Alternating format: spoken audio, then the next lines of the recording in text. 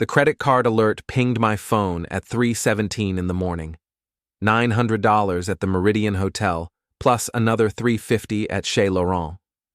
I stared at the glowing screen in our bedroom, listening to Monique's steady breathing beside me. My wife of 8 years, sleeping peacefully after her emergency client meeting that had kept her out until midnight. Funny thing about emergency meetings, they don't usually require champagne and a luxury suite. I slipped out of bed, padding barefoot to my home office. The hardwood was cold against my feet, matching the chill spreading through my chest. Our smart home's motion sensors triggered soft lighting as I moved through the hallway, past the abstract art Monique had insisted we buy, past the designer furniture that screamed success but whispered loneliness. My office was different from the rest of our glass and steel monument to upper-middle-class achievement. Where Monique had decorated with cold minimalism, I'd kept my sanctuary warm and cluttered. Financial textbooks lined the walls, awards from my investment banking days gathered dust on shelves, and my grandfather's oak desk dominated the center of the room. I opened my laptop and pulled up our joint account. The charges were right there in black and white. Room service for 2, valet parking, a bottle of Dom Perignon that cost more than most people's weekly groceries. The Meridian Hotel. I knew it well. I'd taken clients there for important dinners. It was the kind of place where discretion was part of the service, where the concierge never forgot a face, but always forgot what they'd seen. I picked up my phone and dialed. Meridian Hotel. This is Derek speaking. How may I assist you? Hi, Derek. This is Julian Everett. I'm calling about a charge on my credit card from last night. My wife was supposed to meet a client there, but I want to make sure everything went smoothly. A pause. Derek's voice became carefully neutral. Of course, Mr. Everett. Let me pull up the reservation. Yes, I see Mrs. Darrow checked in around 7 p.m. with Mr. Carrow. They seemed very pleased with the accommodations. Monique had kept her maiden name for business, and Dominic Carrow was her boss at Darrow Associates PR firm. Thank you, Derek. That's all I needed to know. I hung up and leaned back in my grandfather's chair. The leather creaked with familiar comfort, a sound that had soothed me through countless late nights of financial analysis and client reports. Now it was witnessing something else entirely. Dominic Carrow. 45 years old, married to Vanessa Carrow, a woman I'd met at several company functions. Elegant, sharp-eyed, the kind of person who noticed everything and forgot nothing. Dom ran one of the city's most successful PR firms, and he'd been Monique's boss for 3 years. 3 years. I wondered how long this had been going on. I opened a new browser window and found Vanessa Carrow's email address on the company website. My fingers hovered over the keyboard for a moment, then began typing. Mrs. Carrow, I believe your husband and my wife had a very productive business meeting last night. I've attached the receipts for your review. Best regards, Julian Everett. I attached screenshots of the credit card charges and hit send. The clock on my desk read 4:30 a.m.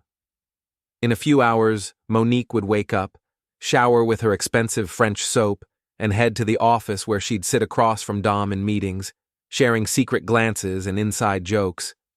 She'd come home tonight with stories about difficult clients and demanding timelines, the same performance she'd been giving for months. But now the audience knew it was a show. I closed the laptop and headed back to bed. Monique hadn't moved, still curled on her side, dark hair spread across the pillow like spilled ink. She looked innocent in sleep, vulnerable. For a moment I felt a flicker of the love that had brought us together. Her laugh at our first date, the way she'd cried happy tears at our wedding, the dreams we'd shared about children and growing old together. Then I remembered the receipts, and the moment passed. I slipped back under the covers and closed my eyes. Tomorrow would bring consequences, but tonight I had the strange peace that comes with finally knowing the truth. Sometimes ignorance wasn't bliss. Sometimes it was just expensive hotel bills and champagne you didn't get to drink. Monique's phone buzzed against the nightstand at 7 a.m. sharp. She always set 3 alarms, a habit that had annoyed me for years. This morning, I watched her fumble for it with new eyes, noting how quickly she checked her messages, how her face tightened almost imperceptibly. "Everything okay?" I asked, my voice carefully casual. "Just work stuff. You know how Dom gets when a campaign isn't going perfectly." She slipped out of bed, already reaching for her silk robe. "I might be late again tonight. We're in crisis mode with the Henderson account." The Henderson account. Right. I sat up, stretching as if I'd slept peacefully. "Sounds stressful. Maybe you and Dom should get a room somewhere quiet to work it out." She paused in the doorway of our ensuite bathroom. "What's that supposed to mean?" "Nothing. Just that sometimes a change of scenery helps with problem solving. The Meridian has nice conference rooms, I hear." Her reflection in the bathroom mirror went very still. "Julian, I don't know what you're implying, but—" "I'm not implying anything, just making conversation." I swung my legs out of bed. "I'll make coffee. Take your time getting ready." In the kitchen, I went through the motions of our morning routine. Coffee in the French press Monique had insisted we needed, Greek yogurt with berries arranged just so, the Wall Street Journal folded beside her place at our granite breakfast bar. Everything normal, everything perfect, everything a lie.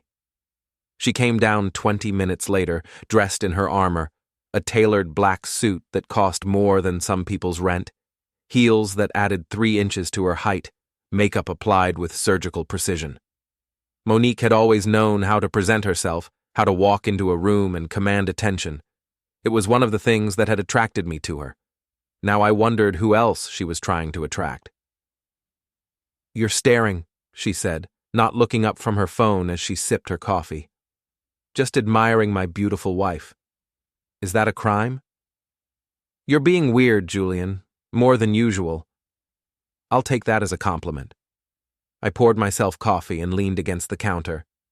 "So this Henderson crisis, how long do you think it'll take to resolve?" "I don't know. These things take time. Dom thinks we might need to completely rebrand their image." She glanced up from her phone. "Why? Do you have plans?" "Just wondering if I should wait up or catch up on some reading." I smiled. "Maybe I'll reread some of those investment books. You know, the ones about recognizing when someone's trying to screw you." Her coffee cup clinked against the granite a little too hard. "What is wrong with you this morning?" "Nothing's wrong. I'm in a great mood, actually. Sometimes clarity is refreshing." Before she could respond, her phone buzzed. She glanced at the screen and her face went white. "Problem?" I asked. "No, just Vanessa Carrow wants to meet for lunch today. That's unusual." "Maybe she wants to discuss her husband's work habits. You know, all those late nights he's been putting in." Monique's eyes snapped to mine. For a moment, the mask slipped, and I saw fear underneath. Real, raw fear. "I have to go," she said, grabbing her purse and heading for the garage. "Have a productive day, honey, and tell Dom I said hello." The garage door rumbled closed behind her BMW, and I was alone with the morning light streaming through our floor-to-ceiling windows. The house felt different now, less like a home, and more like a crime scene waiting to be processed. I pulled out my phone and called my friend Mark Bell. We'd known each other since college, and he'd built a successful IT consulting business, specializing in corporate security. More importantly, he was one of the few people who knew all my tells, who could read my moods like a weather report. "Julian, it's 7:30 in the morning. This better be important." "Not yet. I need a favor." "Jesus, what kind of favor requires this level of drama before 8 a.m.? "The kind that involves my wife screwing her boss and using my credit card to pay for the privilege." A pause. "I'll be right over." Mark arrived 45 minutes later with coffee and bagels from our favorite deli. He was the kind of friend who knew that crisis required carbohydrates. Tall and lean, with prematurely gray hair and the slightly rumpled look of someone who spent more time with computers than people, He had the rare gift of listening without judgment. "So," he said, settling into one of our kitchen stools, "tell me everything." I walked him through the credit card charges, the phone call to the hotel, the email to Vanessa Carrow. He listened without interruption, occasionally nodding or raising an eyebrow. "You sent the receipts to his wife?" Bold move. Seemed like the right thing to do. She deserves to know what her husband's doing with company funds. Company funds? Dom's signature is on the corporate account. I checked this morning. The hotel bill went through Darrow Associates, not his personal card. Mark whistled low. "So he's not just cheating, he's embezzling. That's a felony, my friend." "I know. The question is, what do I do about it?" "What do you want to do about it?" I looked around our kitchen at the life Monique and I had built together. The copper pots hanging from the rack she'd insisted we needed. The wine fridge filled with bottles we'd planned to drink on special occasions. The calendar on the refrigerator with our anniversary circled in red ink. "I want them to pay," I said quietly. "Both of them. I want them to understand that actions have consequences." Mark nodded slowly. "Then we're going to need more than hotel receipts." Mark spent the next hour explaining the legal ways to gather evidence of infidelity and embezzlement. No Hollywood hacking, no breaking into phones or computers, just careful, methodical documentation of publicly available information and legally accessible data. "Your joint accounts give you every right to review charges," he explained, fingers flying over his laptop keyboard. "And if Monique's been sloppy with her digital security—" "She has been. She uses the same password for everything, our wedding date plus her initials." Christ. It's like she wanted to get caught. Mark pulled up several windows on his screen. "Look, here's what we can do legally. Cloud backups, social media activity, public records. If she's been using company resources for personal business, there'll be a trail." We spent the morning building a case. Monique had been careless in the way that people who think they're smarter than everyone else often are. Her iCloud backup was still synced to our shared family computer. Her location services showed a pattern of visits to Dom's penthouse apartment on evenings when she'd claimed to be working late.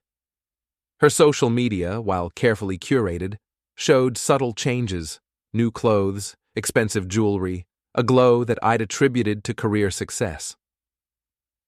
"Look at this," Mark said, pointing to a series of deleted text messages that had been recovered from the backup.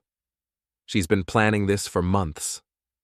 The messages were damning, not just evidence of the affair, but discussions about business opportunities, client lists, and something that made me freeze: a plan to use my name and reputation to create a shell company.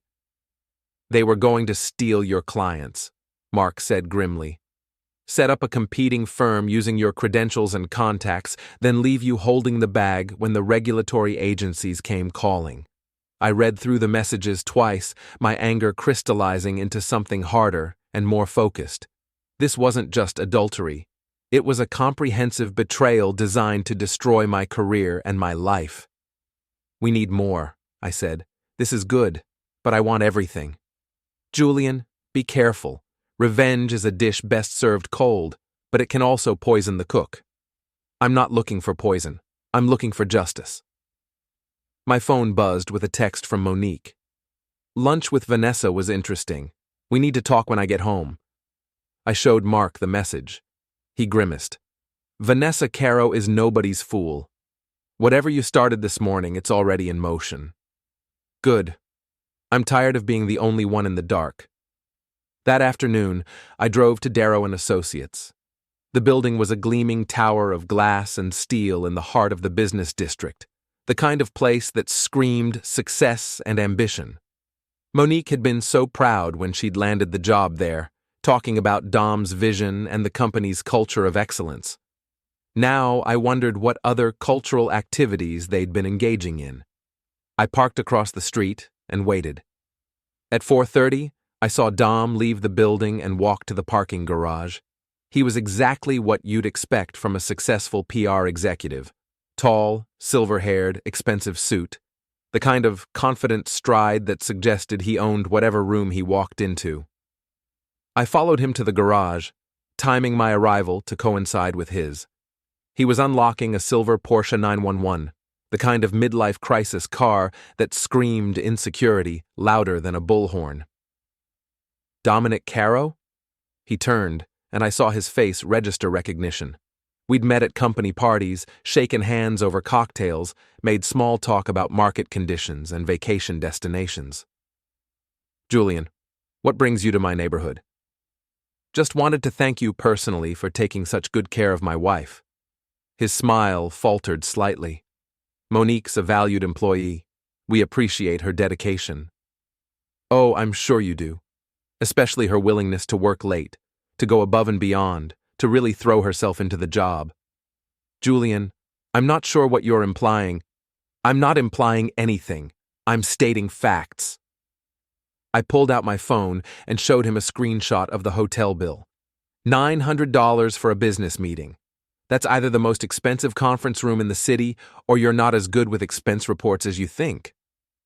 Dom's face went from confused to angry to something approaching panic.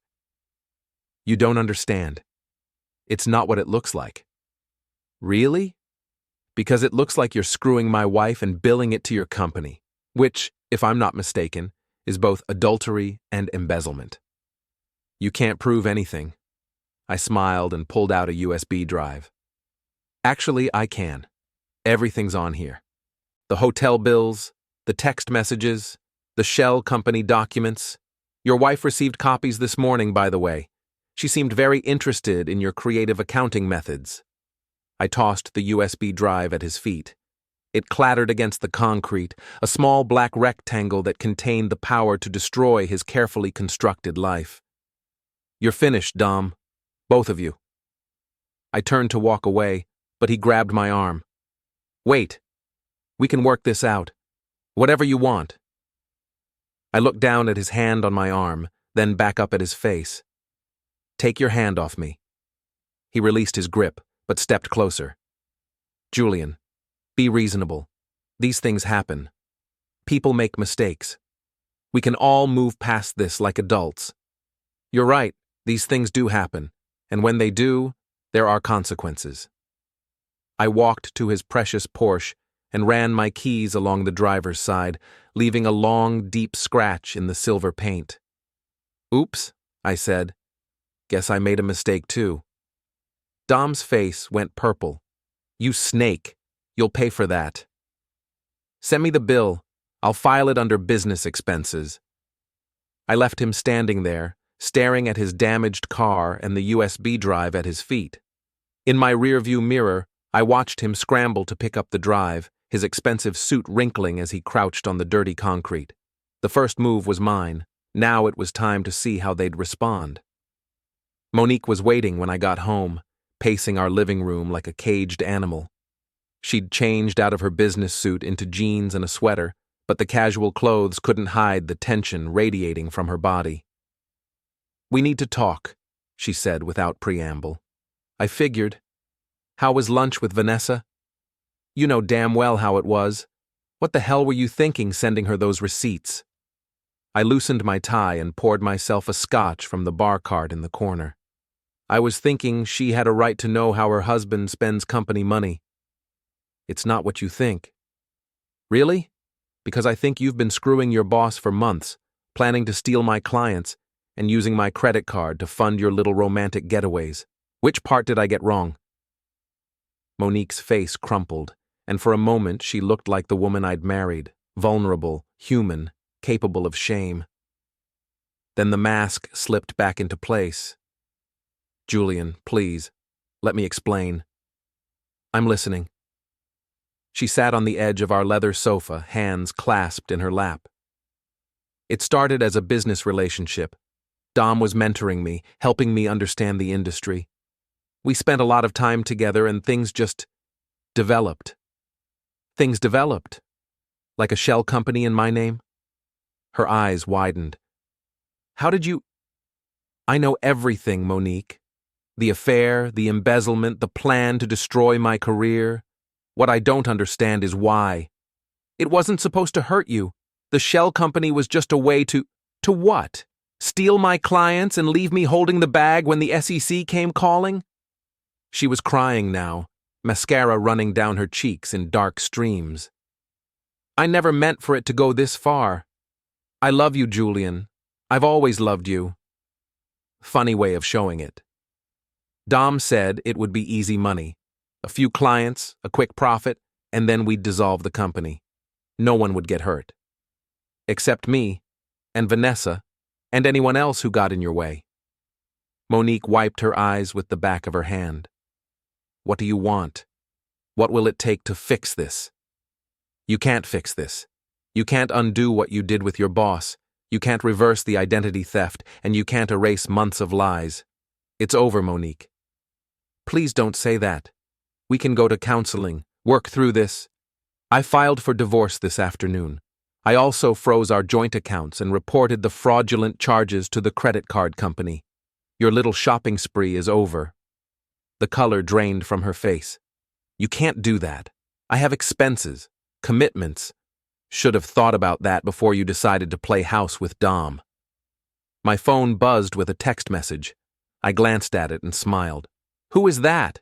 Monique demanded. Mark. He's been busy today. Apparently, the State Attorney General's office is very interested in corporate executives who use company funds for personal expenses. Something about a pattern of financial irregularities at Darrow Associates. Monique stood up abruptly. Julian, you have to stop this. If Dom goes down, the whole company could collapse. I'll lose my job. You should have considered that possibility before you helped him commit felony embezzlement. This is insane. You're destroying both our lives out of spite. I'm not destroying anything. I'm just making sure the truth comes to light. Actions have consequences, Monique. You and Dom are about to learn that lesson the hard way. She stared at me for a long moment, and I saw something fade in her eyes. The last pretense of love, of regret, of hope for reconciliation. What replaced it was cold calculation. Fine, if that's how you want to play it. She grabbed her purse and headed for the door. But don't think this is over. Dom has connections, resources. We're not going down without a fight. I'm counting on it. After she left, I sat in the gathering darkness of our living room, sipping scotch and watching the city lights twinkle below. The house felt different now, emptier but somehow more honest. The pretense was gone, the performance over. Now came the real work. My phone rang. Mark. How did it go with the wife? About as expected. She's scared, angry, and making threats. What about your end? Interesting developments. Vanessa Carrow is a lot sharper than her husband gives her credit for. She's been suspicious for months, collecting her own evidence. Your little gift this morning was just the confirmation she needed. What kind of evidence? The kind that suggests Dom's been skimming from client accounts to fund his lifestyle. The affair with Monique was just the tip of the iceberg. This guy's been running a one-man crime spree for years. I felt a grim satisfaction. So what happens now? Now we let the professionals handle it. The Attorney General's office, the IRS, the State Licensing Board. Dom's about to discover that stealing from clients is a lot more serious than stealing hotel towels. And Monique? Depends on how deep she's in it. If she was just the mistress, she might get away with losing her job and her reputation. If she was an active participant in the financial crimes, she was. I saw the messages. Then she's looking at potential jail time. Conspiracy to commit fraud is a serious charge. After I hung up, I walked through our house one more time, seeing it with new eyes. The art Monique had chosen, the furniture she'd insisted we needed, the life we'd built together piece by expensive piece. Tomorrow, lawyers would inventory it all, divide it up, assign monetary values to 8 years of marriage. But tonight, it was still mine. Tonight, I could remember the good times without the bitter aftertaste of betrayal. Tomorrow, the real revenge would begin. The next morning brought chaos. I woke to 17 missed calls and 43 text messages. The story had broken overnight. A local business reporter had gotten wind of the investigation into Darrow Associates and run with it. The headline read, "Prominent PR firm under investigation for financial irregularities." Dom's name was mentioned prominently, so was Monique's. I made coffee and settled in to watch the show unfold on social media. The business community in our city was small and gossipy. By noon, everyone would know the details, or at least their version of them. My phone rang. Unknown number. Julian Everett. Mr. Everett, this is Detective Sarah Chen with the Financial Crimes Unit. We'd like to speak with you about some charges on your credit card. I'm happy to cooperate, Detective. When would be convenient? This afternoon, if possible. We're trying to build a timeline of events. After I hung up, I felt a strange mix of satisfaction and sadness. This was really happening. The careful life I'd built, the marriage I'd invested in, the future I'd planned, all of it was dissolving into police interviews and legal documents. But underneath the sadness was something harder and more sustaining, the knowledge that I was finally fighting back. Mark arrived at 11 with bagels and updates. "It's getting ugly out there," he said, settling into our kitchen. "Dom's hired a crisis management firm. The irony is delicious, and they're trying to control the narrative. They're claiming he's the victim of a disgruntled employee with a grudge. Let me guess, I'm the disgruntled employee. Bingo! They're painting you as a jealous husband who's trying to destroy an innocent businessman. How's that working out for them? Not well. Vanessa Carrow held a press conference an hour ago. She's filing for divorce and turning over financial records to the authorities. Apparently, Dom's been forging her signature on loan documents." I whistled. He really went all in on the criminal activity. Gets better. 3 other employees have come forward with allegations of harassment and financial impropriety. Your wife's boyfriend has been a busy man. What about Monique? Radio silence. Her social media accounts are gone, her office is cleaned out, and no one's seen her since yesterday evening. A chill ran down my spine. You think she ran? Or she's lawyering up. Either way, she's not going down quietly.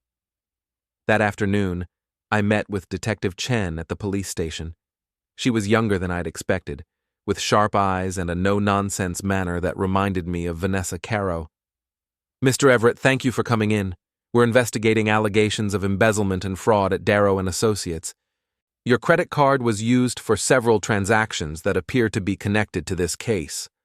I walked her through everything, the hotel bills, the text messages, the shell company documents. She took notes and asked pointed questions, building a case with methodical precision. "Were you aware that your wife and Mr. Carrow were planning to use your professional credentials to establish a competing business?" "Not until I saw the text messages. They were going to steal my client list and use my reputation to legitimize their operation. That would constitute identity theft and conspiracy to commit fraud, serious charges." "I understand. What happens now?" "We continue our investigation. If charges are filed, you may be called to testify. In the meantime, I'd recommend staying away from both Mr. Carrow and your wife. These situations can escalate quickly." As if on cue, my phone buzzed with a text from an unknown number.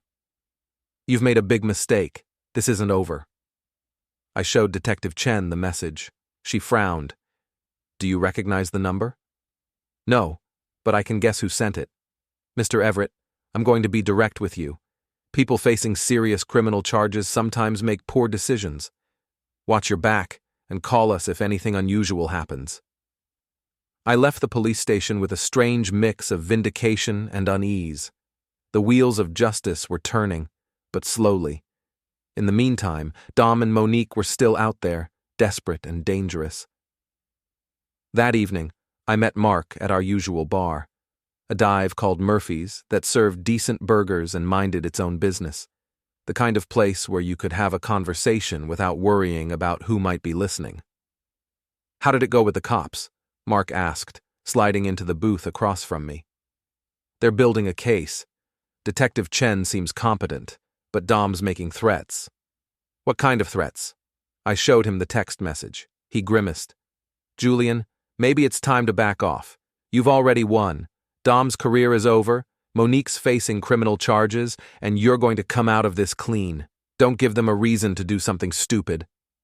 I'm not giving them anything. I'm just making sure they face the consequences of their actions. Revenge is a luxury you might not be able to afford. These people have nothing left to lose. Before I could respond, my phone rang. Vanessa Carrow. Mrs. Carrow? This is unexpected. Mr. Everett, I need to see you. It's about our respective spouses and their criminal activities. Can you meet me tonight? I looked at Mark, who was shaking his head vigorously. Where did you have in mind? The Meridian Hotel, room 412, 1 hour. The line went silent. Mark stared at me. Please tell me you're not actually considering this. She helped expose Dom's crimes. She's on our side. She's a woman whose husband has been cheating on her with your wife. She's not on anyone's side but her own. But I was already standing up, throwing money on the table. Julian, this is a mistake. Maybe, but I need to know what she knows. An hour later, I was standing outside room 412 at the Meridian Hotel, the same hotel where my marriage had effectively ended. The irony wasn't lost on me. Vanessa Carrow answered the door on the first knock. She was dressed casually. Jeans, sweater, minimal makeup. But she still carried herself with the poise of someone accustomed to being in control. Thank you for coming, she said, stepping aside to let me in. The room was a standard business suite, nothing like the luxury accommodations Dom and Monique had enjoyed. Vanessa had spread documents across the desk, financial records, photographs, legal papers. I wanted to show you something, she said, gesturing to the papers. Evidence that our spouses have been planning this for longer than either of us realized. I looked at the documents. Bank records showing transfers between accounts, photographs of Dom and Monique at restaurants and hotels, copies of emails discussing business plans and client lists. How long have you known? I asked. 6 months, maybe longer. Dom became careless, arrogant. He thought I was just the dutiful wife, too stupid to notice the discrepancies in our finances. Why didn't you confront him sooner? Because I wanted to be thorough. I wanted to make sure I had everything I needed to destroy him completely. She said it matter-of-factly, without emotion. It was chilling. And now you do? Now we both do. The question is, what are we going to do about it? I studied her face, looking for some clue about her intentions. What did you have in mind? Total destruction. Not just criminal charges, not just divorce proceedings. I want them to lose everything. Their careers, their reputations, their freedom. And I think you want the same thing. She was right. I did want that. But something about the way she said it, the cold calculation in her voice, made me uneasy. What are you proposing? A partnership. We pool our resources, coordinate our efforts, make sure they can't wiggle out of this. Together, we can guarantee they pay for what they've done. And separately? Separately, they might find a way to minimize the damage. Dom has connections, lawyers, money hidden in accounts I haven't found yet. Monique is smart and manipulative. If we don't work together, they might escape justice.